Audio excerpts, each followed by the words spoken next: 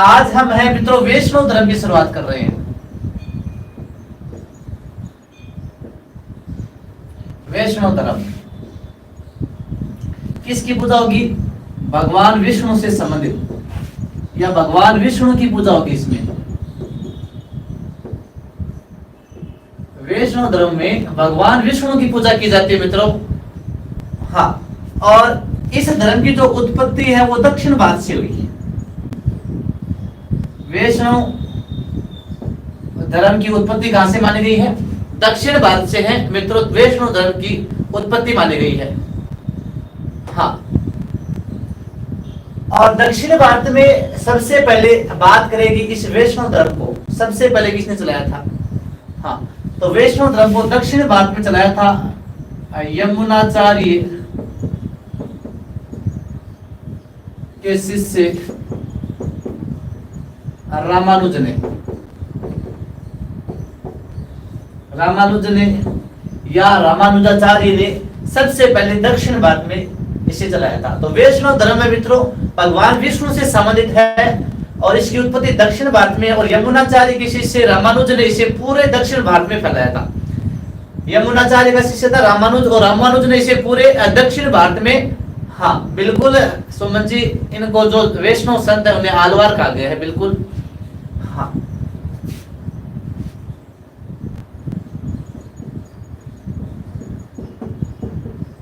आलवार कहलाते हैं और वो कहलाते हैं आपके नैनार। शिव धर्म के है वो नैनार कहलाते हैं और ये आलवार कहलाते हैं। ठीक है, अब मित्रों जो वैष्णव धर्म है इसके अंतर्गत आपको देखो 3-4 संप्रदाय पढ़ने हैं। यानी वैष्णव धर्म के अंतर्गत कौन कौन से संप्रदाय पढ़ोगे आप? एक तो पढ़ोगे आप रामानुज या रामानंद संप्रदाय,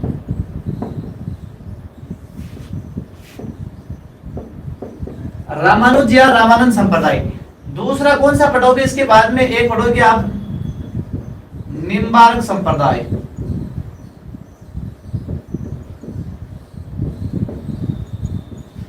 एक पढ़ोगे वल्लभ संप्रदाय,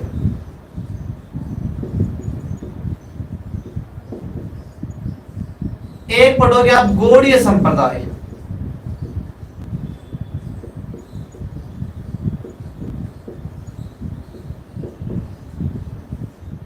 हाँ, इसी वल्लभ संप्रदाय को पुष्टि मार्ग भी कहते हैं। क्या कहते हैं?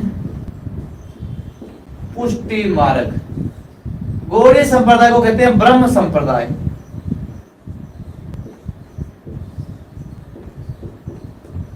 हाँ मित्रों, हम पढ़ रहे हैं वैष्णव संप्रदाय और वैष्णव संप्रदाय के अंतर्गत जो 4 संप्रदाय है उन चारों को आपको डिटेल में पढ़ना है। एक तो रामानुज संप्रदाय, जिस प्रकार शैव धर्म में हमने कल मित्रों एक तो नाथ संप्रदाय और लकुलिश या पाशुपत संप्रदाय पढ़ा था, उसी प्रकार वैष्णव धर्म के अंतर्गत आपको एक तो रामानुज या रामानंद संप्रदाय पढ़ना है, एक निम्बारक संप्रदाय पढ़ना है, एक है वल्लभ संप्रदाय और चौथा अंतिम है गौड़ीय संप्रदाय। इन चारों संप्रदायों को एक एक करके हमको पढ़ना है। तो एक बार लीजिए इसका स्क्रीनशॉट।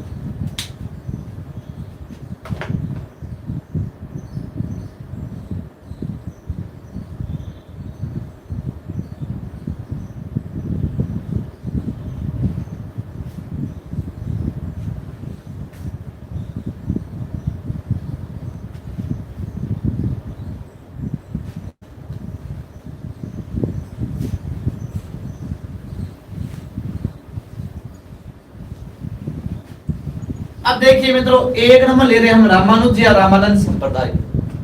सबसे पहले नंबर 1 संप्रदाय रामानुज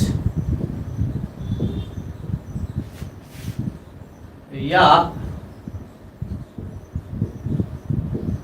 रामानंद संप्रदाय।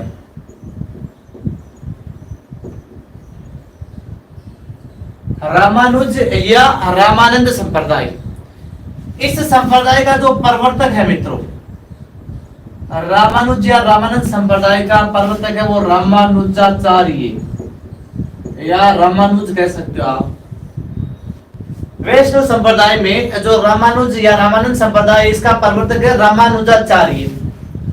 हाँ, और रामानुजाचार्य ने मित्रों एक ग्रंथ लिखा। वो ग्रंथ कौन सा लिखा? श्री भाष्य ग्रंथ। वैष्णव भक्ति में रामानुजाचार्य ने कौन सा ग्रंथ लिखा? कोई बात नहीं विवेक भार्गव जी, बिल्कुल आपको भी हार्दिक शुभकामनाएं। श्री भाष्य ग्रंथ कौन सा लिखा? श्री भाष्य ग्रंथ रामानुजाचार्य ने लिखा। और वैष्णव भक्ति में एक मत दिया, सुने कौन सा मत दिया? विशिष्टाद्वैत मत दिया।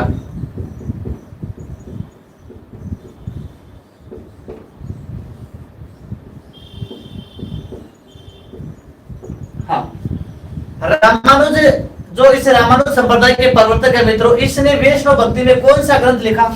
श्री भाष्य ग्रंथ लिखा। और श्री भाष्य ग्रंथ लिखकर वैष्णव भक्ति का एक मत दिया, कौन सा? विशिष्टाद्वैत मत दिया। ठीक है मित्रों। अब इसे रामानुज ने देखो मित्रों किस भारत में चलाया था? इसे दक्षिण भारत में।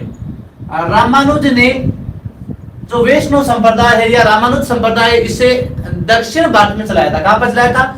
दक्षिण भारत में। और इसी रामानुज ने मित्रों भगवान राम को परम ब्रह्म मानकर पूजा। भगवान राम को क्या माना? परम ब्रह्म मानकर पूजा। इसीलिए इसे कहते हैं, इसीलिए इस संप्रदाय को मित्रों रामावत संप्रदाय भी कहते हैं। क्या कहते हैं?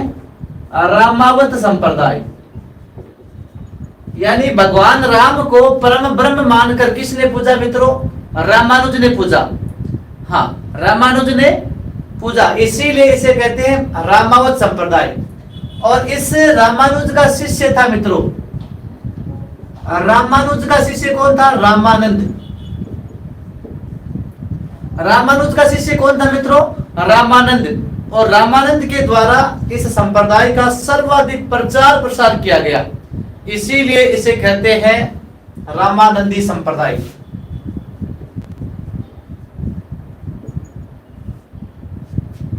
हाँ, रामानुज के शिष्य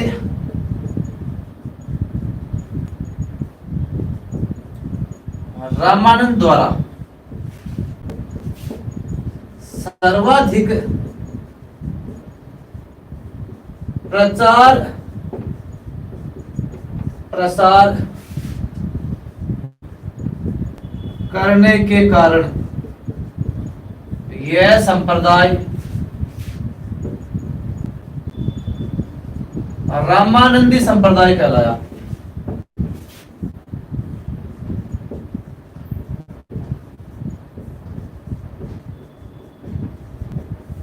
और मित्रों जो रामानुज का शिष्य था, रामानुज का शिष्य था रामानंद। इस रामानंद ने इस रामानुज संप्रदाय या रामानंद संप्रदाय को उत्तर भारत में चलाया। कहां पर चलाया? उत्तर भारत में। तो रामानंद ने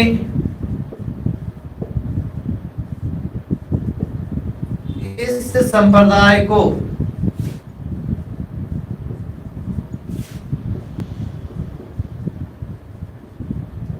उत्तर भारत में चलाया। रामानंद ने इस संप्रदाय को कहां पर चलाया? उत्तर भारत में चलाया। अब एक बार वापस देखिए मित्रों, रामानुज या रामानंद संप्रदाय प्रवर्तक है रामानुजाचार्य। कौन है इसका? रामानुजाचार्य इसका प्रवर्तक है। और इसने श्रीभाष्य ग्रंथ लिखकर वैष्णव भक्ति का विशिष्ट अद्वैत मत दिया। ठीक है। और रामानुज ने इस संप्रदाय को दक्षिण भारत में चलाया था। ठीक है मित्रों। और दक्षिण भारत में चलाया था और राम को परम ब्रह्म मानकर पूजा, इसलिए इसे रामावत संप्रदाय कहते हैं। और इसी संप्रदाय को उत्तर भारत में रामानुज का शिष्य था रामानंद, इस रामानंद ने चलाया था। ठीक है। और रामानंद के द्वारा सर्वाधिक प्रचार प्रसार करने के कारण इसे क्या कहते हैं? रामानंदी संप्रदाय। हाँ, इसके बाद में बात करें तो रामानंद ने इस संप्रदाय को किस भारत में चलाया? उत्तर भारत में चलाया। तो एक बार लीजिए इसका स्क्रीनशॉट।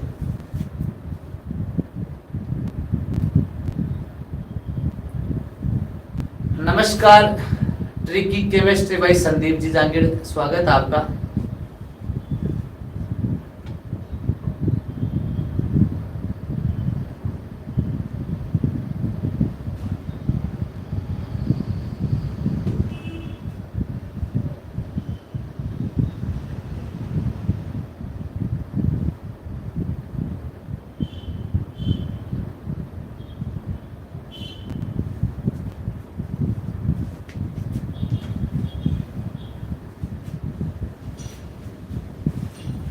अब जो मित्रों रामानंद जी है, इन्होंने उत्तर भारत में, संपूर्ण उत्तर भारत में इस संप्रदाय को फैलाया।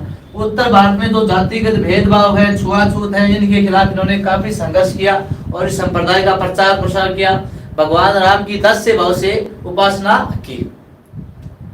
अच्छा, राजराव जी बाढ़ आ गई, यहाँ पर तो कोई बाढ़ नहीं है।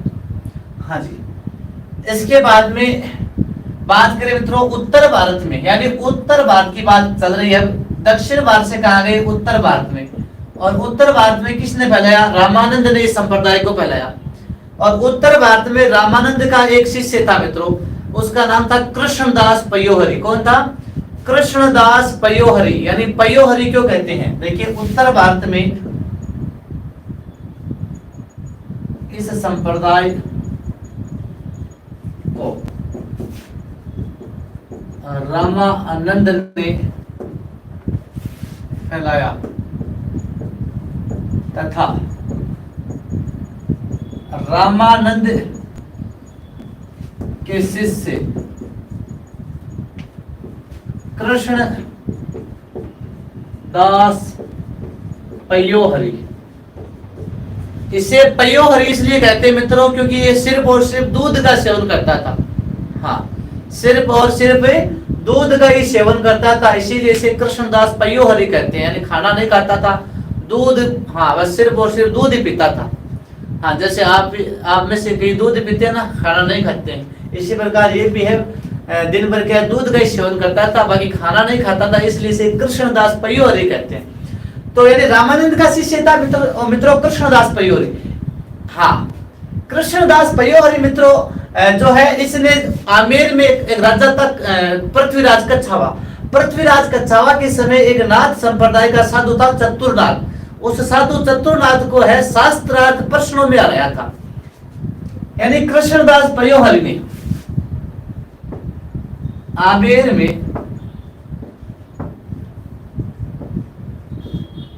पृथ्वीराज कच्छावा के समय, आमेर में पृथ्वीराज कच्छावा के समय नाथ संप्रदाय के साधु चतुरनाथ को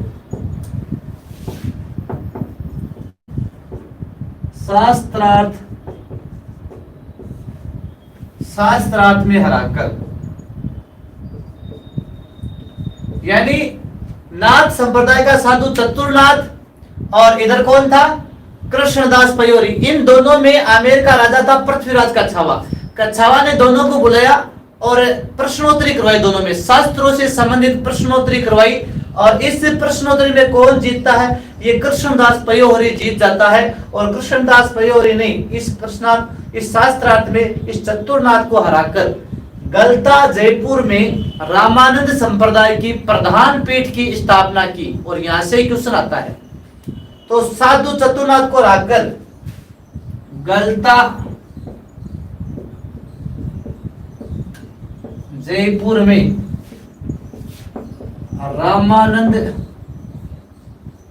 संप्रदाय की प्रधान पीठ की स्थापना की। प्रधान पीठ की स्थापना की। हाँ, तो देखो ये क्वेश्चन पूछा जाता है कि राजस्थान में रामानंदी संप्रदाय की प्रधान पीठ कहां पर है मित्रों? गलता जयपुर में। ठीक है, अब जो मित्रों गलता जयपुर में जो रामानंद संप्रदाय की प्रधान पीठ है, ये पीठ पूरे उत्तर भारत की प्रधान पीठ है, न कि राजस्थान की। ध्यान रखना, पूरे राजस्थान की नहीं बल्कि पूरे उत्तर भारत की ये गलता वाली पीठ है। वे पूरे उत्तर भारत की प्रधान पीठ होने के कारण इस गलता जयपुर को कहते हैं उत्तर तोताद्री। क्या कहते हैं? उत्तर तोताद्री। हाँ, तो गलता पीठ पूरे उत्तर भारत की, पूरे उत्तर भारत की प्रधान पीठ होने के कारण प्रधान पीठ होने के कारण इसे उत्तर तोतादरी कहते हैं। क्या कहते हैं? उत्तर तोतादरी कहते हैं।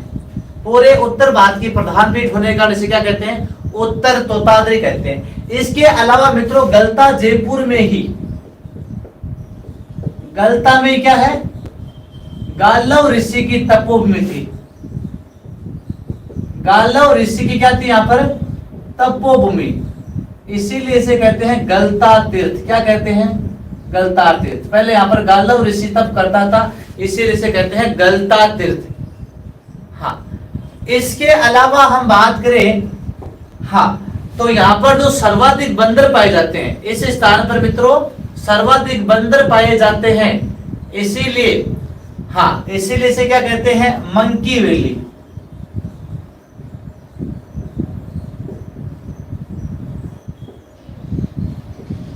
सर्वाधिक बंदर पाए जाते हैं। सर्वाधिक बंदर पाए जाने के कारण इसे क्या कहते हैं मित्रों? मंकी वैली कहते हैं। क्या कहते हैं?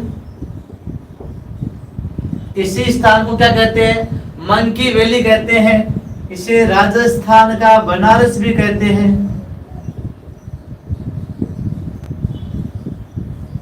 तो एक बार वापस देखिए मित्रों,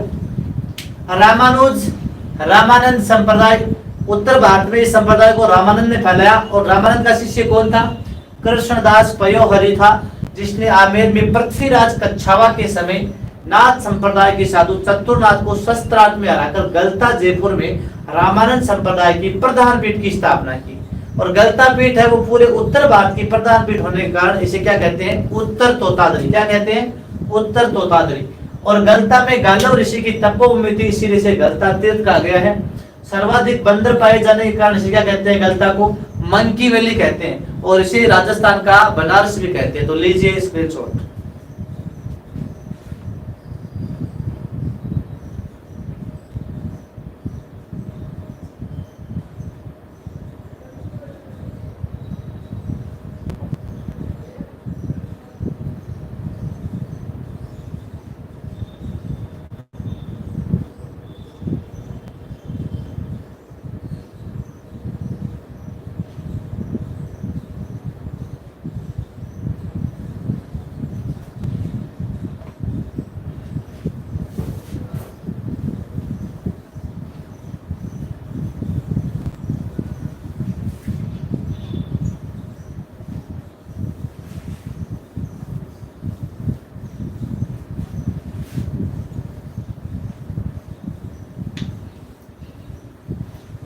नेक्स्ट देखिए मित्रों,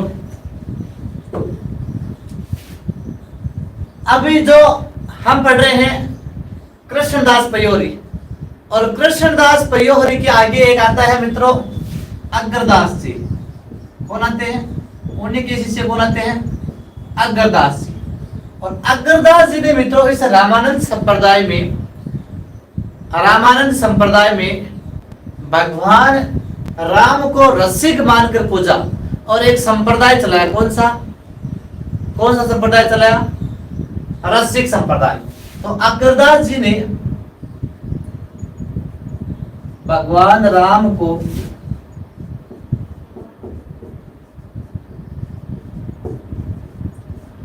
रसिक मानकर पूजा तथा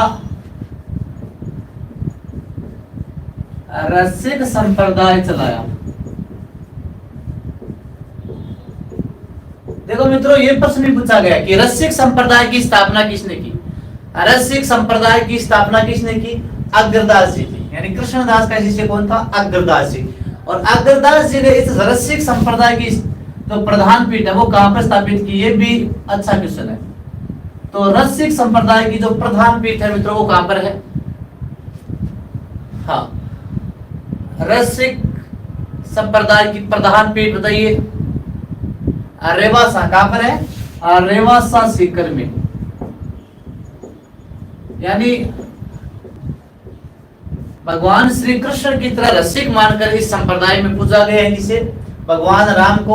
और इस रसिक संप्रदाय की स्थापना है वो अग्रदास जी ने की। और इसकी प्रधान पीठ कहां पर है वो भी आपको ध्यान में रखना है मित्रों, वो है रेवासा सीकर में। कहां पर है? रेवासा सीकर में। अब मित्रों हम पढ़ेंगे रामानंद जी के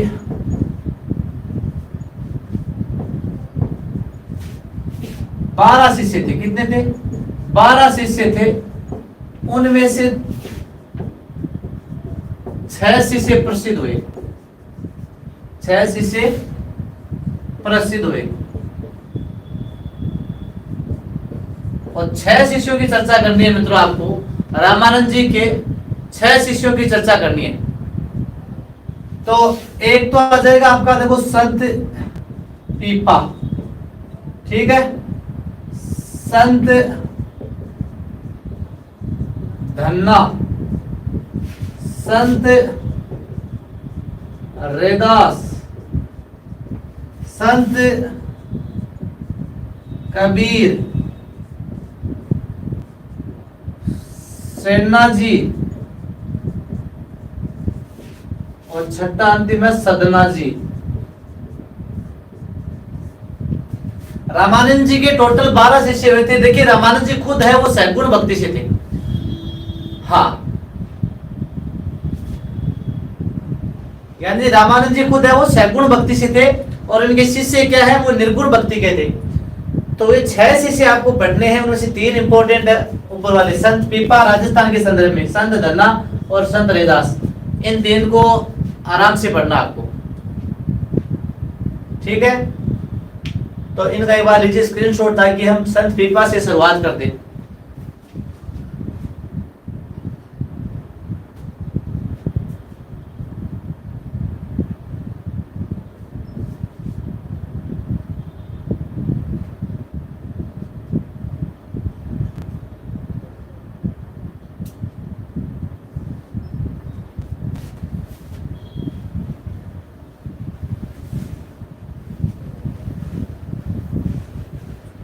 तो सबसे पहले पीपा ही बजा दिया जाता है आपका। चलिए, संत पीपा।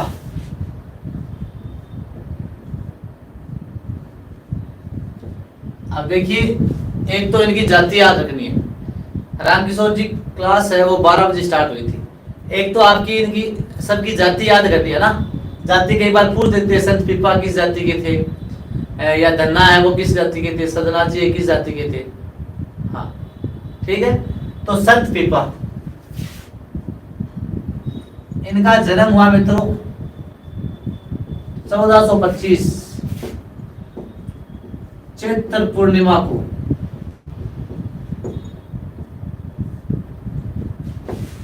गागरोन दुर्ग का प्रताप का झालावाड़, गागरोन दुर्ग झालावाड़ में खिंची चौहान परिवार में।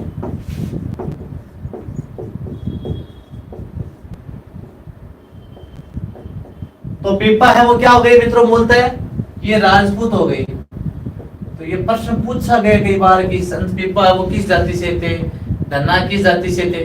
तो संत पीपा मित्रों राजपूत थे।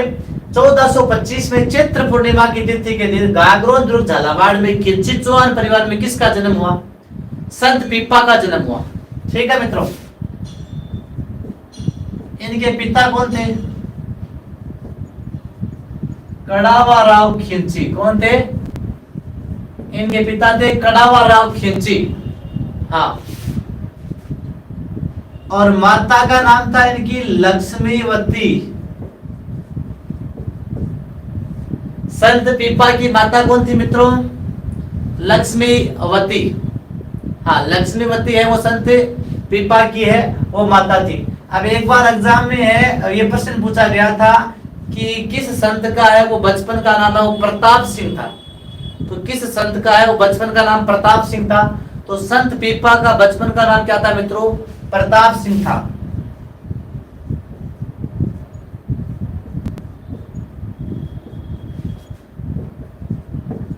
संत पीपा का बचपन का नाम क्या था? प्रताप सिंह। और ये जो प्रताप सिंह है मित्रों ये रामानंद जी की शिष्यता स्वीकार करते हैं और रामानंद जी की शिष्यता स्वीकार करके कहा चले गए, वृंदावन में चले जाते हैं।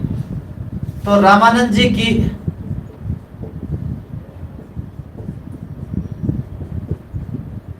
शिष्यता स्वीकार कर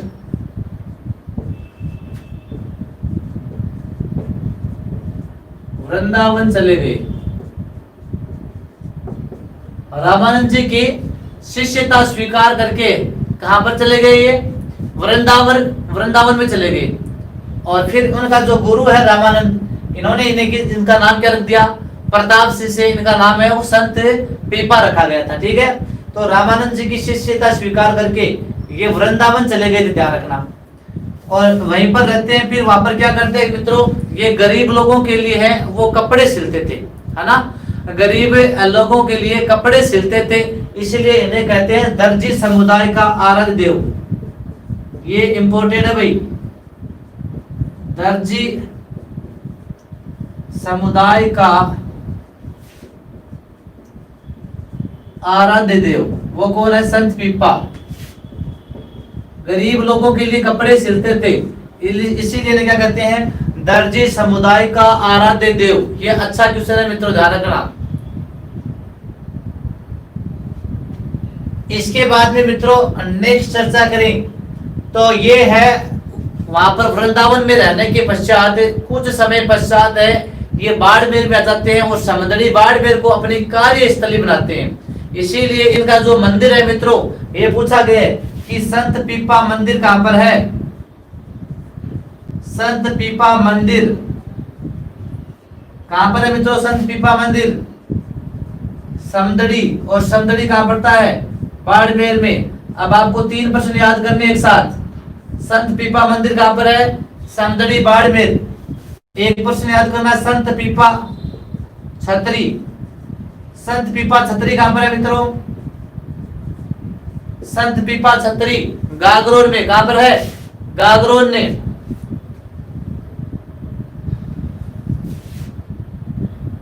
संत पीपा छतरी गागरोन। हाँ, गागरोन दुर्ग झालावाड़। एक प्रश्न आपके संत पीपा गुफा कि संत पीपा गुफा कहां पर है? संत पीपा गुफा। संत पीपा गुफा कहां पर है? टोडा। और टोडा कहां पड़ता है? टोंक में। संत पीपा गुफा कहां पर है मित्रों? टोडा टोंक में। तो ये 3 प्रश्न आपको याद होने चाहिए, तीनों इंपॉर्टेंट है। संत पीपा का मंदिर समदड़ी बाड़मेर में है, और संत पीपा की छतरी गागरोन दुर्ग झालावाड़ में। संत पीपा गुफा कहां पर है? टोडा टोंक में। अब इनकी जो मृत्यु हुई है मित्रों, वो मृत्यु टोडा ग्राम में हुई थी, और टोडा पड़ता है टोंक में। टोडा टोंक में एक गुफा में हुई थी, यानी गुफा में मृत्यु हुई थी, इसलिए इसे क्या कहते हैं? संत पीपा गुफा कहते हैं। संत पीपा की मृत्यु है वो टोडा ग्राम टोंक में एक गुफा में हुई थी, इसीलिए इसे कहते हैं संत पीपा गुफा। ठीक है मित्रों। और जो पीपा है वो राजस्थान में निर्गुण भक्ति परंपरा की अलग जगाने वाले प्रथम संत थे। निर्गुण भक्ति परंपरा की अलग जगाने वाले प्रथम संत।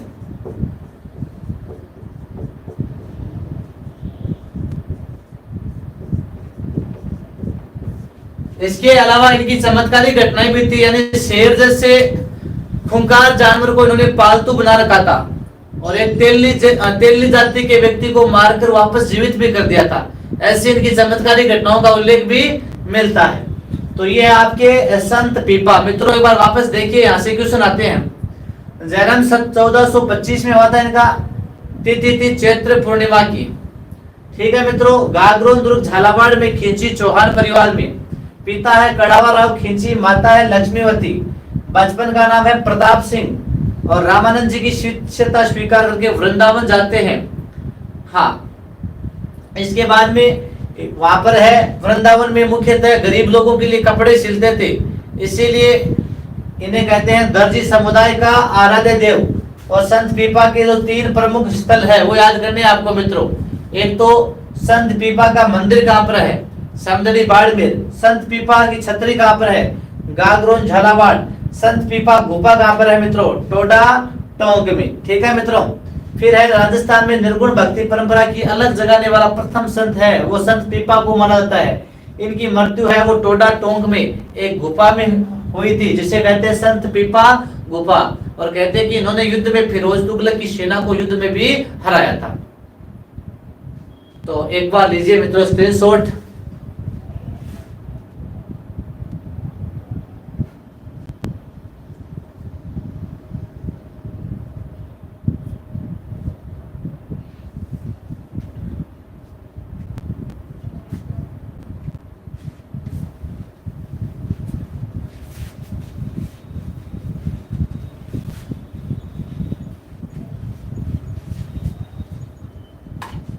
संत धन्ना,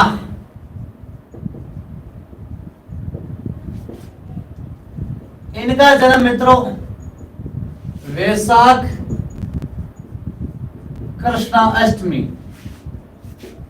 के दिन हुआ था 1415 में और धोवन गांव टोंक में हुआ।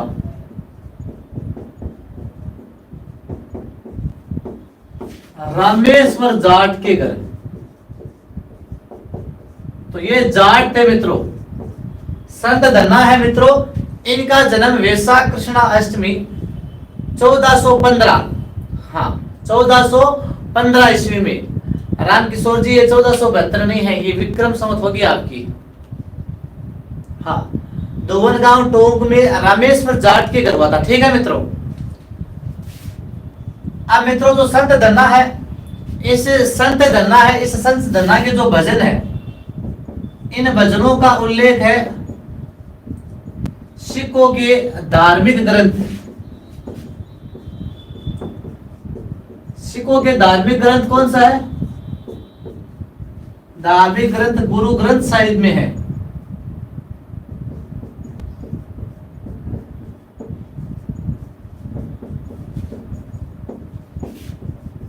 संत धन्ना है, संत धन्ना के भजनों का उल्लेख है सिखों के धार्मिक ग्रंथ गुरु ग्रंथ साहिब। यानी अर्जुन देव था सिखों का 5वां गुरु, सिखों का 5वां गुरु था अर्जुन देव, और उसी ने इसका उल्लेख किया है। ठीक है मित्रों। तो सिखों के धार्मिक ग्रंथ में इसके भजनों का उल्लेख मिलता है। इसके अलावा राजस्थान में यह निर्गुण भक्ति परंपरा का प्रथम संत भी माना जाता है।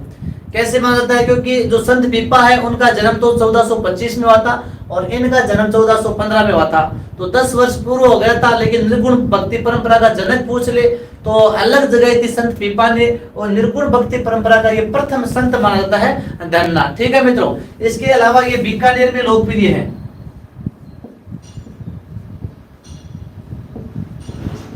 बीकानेर में लोकप्रिय है संत धन्ना। और इनके जो जातरू आते हैं मित्रों वो पंजाब हरियाणा से आते हैं।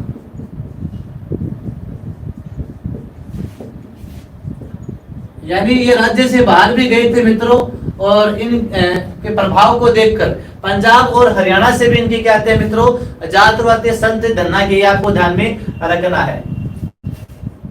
और इनके द्वारा जो रचे गए पद है उन्हें धन्ना जी की आरती भी कहते हैं। इसके अलावा संत धन्ना ने कहते हैं कि भगवान श्री कृष्ण के साथ हट पर्वती से भोजन किया था। यानी एक बार कहते हैं कि जो संत धन्ना है, इनकी मां ने, जब धन्ना 8-10 वर्ष के थे तो इनकी मां ने कहा था कि धन्ना जाओ भगवान श्री कृष्ण के भोग लगा कर आओ। तो संत धन्ना है एक खींचड़ा लेकर जाते हैं एक थाली में और कृष्ण भगवान को भोग लगाने के लिए जाते हैं। तो जब उनकी मूर्ति के भोग लगाते हैं संत धन्ना, हाँ तो उनकी मूर्ति के जब भोग लगाते हैं संत धन्ना, तो उस समय क्या होता है कि मूर्ति को आपको ही पता है मूर्ति तो भोजन कर नहीं सकती, इसलिए संत धन्ना रूठ जाते हैं, यानी रूठ जाते हैं। कहते हैं कि भगवान मेरे से रूठ गए हैं, मेरे साथ भोजन नहीं कर रही, इसलिए मैं यहाँ से नहीं उठूंगा। तो धन्ना कहते हैं कि 3-4 दिन तक भूखे रहते हैं, उस मूर्ति के आगे सोए रहते हैं। फिर कहते हैं कि भगवान श्री कृष्ण खुद प्रकट होकर उनके साथ भोजन करते हैं। तो ऐसा माना जाता है कि संत धन्ना ने हट्ट पर्वती से कृष्ण के साथ भोजन किया था। इन्होंने हट्ट पर्वती से कृष्ण के साथ भोजन किया। ठीक है मित्रों। तो यह संत धना आपको ध्यान में रखना है। निर्गुण भक्ति परंपरा का प्रथम संत कह सकते हैं। धोवनगांव टोक में रामेश्वर जाट के घर इनका जन्म हुआ था। इनके भजनों का उल्लेख मिलता है सिखों के धार्मिक ग्रंथ में, बीकानेर में लोकप्रिय है और ज्यादातर पंजाब हरियाणा से ज्यादा आते हैं। इन्होंने हठ पर्वती से कृष्ण के साथ भोजन भी किया था। ठीक है मित्रों, इसके बाद एक आता है संत रैदास। ये थे चमार जाति के। किस जाति के थे?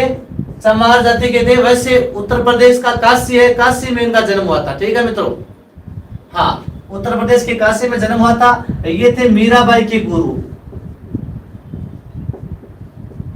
मीराबाई के गुरु यानी मीराबाई ने इनको मीराबाई ने बुलाया था काशी से, वृंदावन से पत्र लेकर बुलाया था। तो मीराबाई के गुरु कौन थे? संत रैदास। और संत रैदास की छतरी कहां पर है? संत रैदास की छतरी चित्तौड़ दुर्ग में है। कहां पर है मित्रों? चित्तौड़ दुर्ग में संत रैदास की छतरी है। तो हम रामानंद के शिष्य पढ़ रहे हैं मित्रों। रामानंद के 3 शिष्य पढ़ लिया आपने, संत धन्ना, संत पीपा और संत रैदास। ये चमार जाति के थे, मीराबाई के गुरु थे और इनकी छतरी कहां पर है? चित्तौड़गढ़ दुर्ग में। कहां पर है? चित्तौड़गढ़ दुर्ग में। संत कबीर चौथे, संत कबीर। हाँ, तो मित्रों इनकी जात स्पष्ट नहीं है। वैसे जात स्पष्ट नहीं है। जात इसलिए स्पष्ट नहीं है कि कहते हैं कि जो संत कबीर है वो साबरमती नदी में तैरते हुए मिले थे। साबरमती नदी में तैरते हुए मिले थे संत कबीर है, इसलिए इनकी जात स्पष्ट नहीं मानी गई है। कोई कहते हैं बनिया है, कोई कहता है मुसलमान है। तो ये आपको ध्यान में रखना है, इनकी जात है वो स्पष्ट नहीं है। साबरमती नदी में तैरते हुए मिले थे। वैसे आपको पूछ ले कि राजस्थान का कबीर किसे कहते हैं? राजस्थान का कबीर किसे कहते हैं मित्रों? वो कहते हैं संत दादू को। किसे कहते हैं? संत दादू दयाल को कहते हैं राजस्थान का कबीर। ये ध्यान रखना भाई, संत दादू को क्या कहते हैं? राजस्थान का कबीर कहते हैं। अब देखो ये संत कबीर नंबर 4 हो गया आपके। उसके बाद में देखो सेनाजी, इनका ज्यादा रोल नहीं है। एक है सदनाजी। तो सेनाजी है वो नाई जाति के थे या सेन थे। क्या थे? सेन। सदनाजी थे कसाई। क्या थे? कसाई थे सदनाजी। तो ये नाई जाति के थे और नाई जाति है वो सेनाजी की याद में अपने नाम के पीछे सेन शब्द भी लगाती है। सदनाजी वो कसाई थे। तो ये 6 शिष्य थे मित्रों। सबसे पहले आपने संत पीपा को पढ़ा, उसके बाद में संत धन्ना है, ये भी किसका शिष्य था? रामानंद जी का ही शिष्य था। संत धन्ना के बाद में आपने संत रैदास को पढ़ा, ये भी किसका शिष्य था? रामानंद जी का शिष्य था। संत रैदास के बाद में संत कबीर, इनकी कोई जात स्पष्ट नहीं मानी गई है वैसे। और राजस्थान का कबीर पूछ ले आपको तो वो किसे कहते हैं? हाँ, राजस्थान का दादू के गुरु कौन थे? जितेंद्र जी, दादू के गुरु वरदानंद जी थे। वरदानंद जी जो अहमदाबाद में थे, अहमदाबाद से थे दादू जी, उनको आगे पढ़ेंगे। दादू जी के गुरु वरदानंद जी थे। ठीक है, राजस्थान का कबीर है वो संत दादू को कहते हैं। ठीक है मित्रों, सेना जी वो नाई थे और सदना जी वो कसाई थे। तो मित्रों ये आज हमने वैष्णव धर्म में एक संप्रदाय पढ़ा। आपने रामानुज या रामानंद संप्रदाय